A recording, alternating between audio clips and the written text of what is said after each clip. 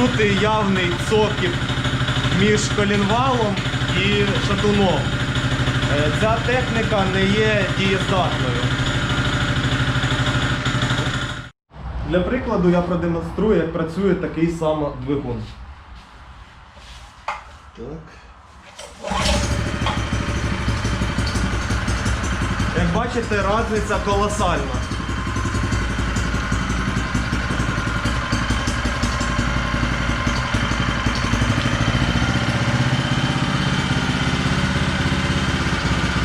І навіть на повишених обертах він працює гораздо тихіше.